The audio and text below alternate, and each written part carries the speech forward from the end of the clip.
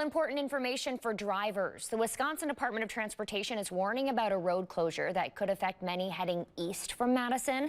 Starting tomorrow, the exit ramps from both northbound and southbound I-39 onto eastbound US 1218 will be closing, so construction crews can work in that area. Now, the closure is expected to last through late October. Drivers will instead be redirected to exit 142A on the Beltline until they reach the Stoughton Road intersection. An exit will then allow them to get back onto US 1218 heading east.